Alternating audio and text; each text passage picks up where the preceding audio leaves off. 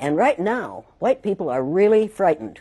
If you don't understand the destruction of Planned Parenthood offices, and you don't understand the wall that we're going to build on the southern border of the United States, you haven't read the book The Birth Dearth by Ben Wattenberg.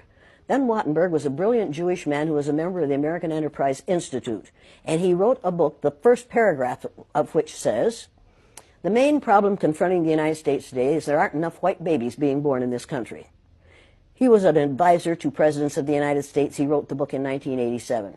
He says if we don't change this and change it rapidly, white people will lose their numerical majority in this country, and this will no longer be a white man's land. Now, I'm not misrepresenting this. I'm telling you exactly, almost exactly what he says. He says there are three things we can do to solve this.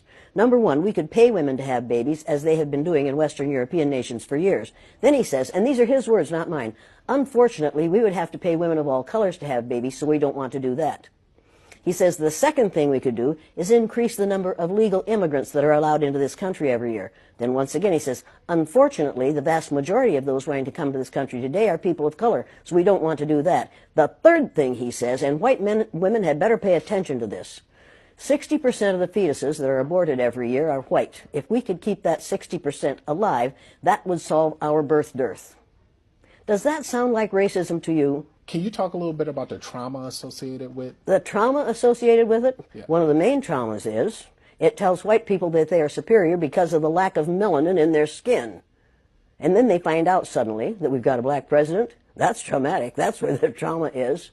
Living a lie, finding out the truth, is traumatic.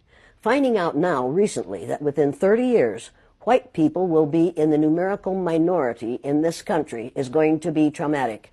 White people are scared to death right now, particularly white males. They're scared to death that they are going to lose their power in the future. And they are. But if you want to get ready for the future, if you want to be treated well in the future, treat others well in the present.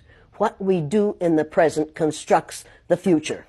We called the Japanese, and you'll pardon me, but this is what we called them, slant-eyed little yellow We didn't say that about the Germans. After the war, we rebuilt Germany and Japan. And we get along beautifully with the Japanese. That was in 1945 that we finally won that war. How many years ago was that? Figure that out quickly. I'm not a math person, but... You're not a math person, but you know it wasn't that far. Right. And it didn't take 50 years for us to have peace with the Japanese and the Germans, even though we dropped 2 atomic bombs on Japan. The Japanese hadn't killed 10 million people. Nowhere near that. We didn't drop any bombs on Germany, any atomic bombs on Germany. They were a different kind of people. We couldn't afford to do that. We killed how many Japanese people with 2 atomic bombs? And they forgave us. You want to talk about forgiveness? You want to talk about changing this thing? I cannot understand how Japanese people can stand the sight of any of us, and yet they do. I cannot understand why black people who have been subjected to the ugliness that they've been subjected to in this country can get up every morning and go to work among us and not be absolutely furious.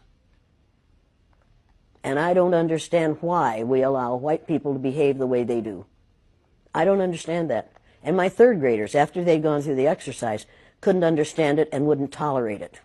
And when they went up to junior high and a junior high teacher used the N-word, one of my former students said, if you're going to use that word, I'm going to go out in the hall until you stop using it, because we don't use that word in this school. That was a 7th grader who told his teacher off. When we have enough students who are willing to confront people who are making racist, sexist, ageist, homophobic statements, we're going to be better off. We have got to stop tolerating the intolerable. If it's intolerable for my black cousins, and every black person on this earth is one of my cousins, if it's intolerable for them, it's intolerable for me. I will not tolerate it. I will not tolerate it. That is not that. I am required not to tolerate that kind of treatment for the people who are related to me. And that's every person on the face of the earth. If your ignorance is such that you'll mistreat somebody because of your ignorance about the color of their skin, don't do it around me. Number one, I've been threatened with death lots of times. Now I say, go for it, fool. My husband died 4 years ago. Being with him would not be a bad thing for me. Death is not the worst thing that can happen to you. Living a worthless, useless life is much worse than dying.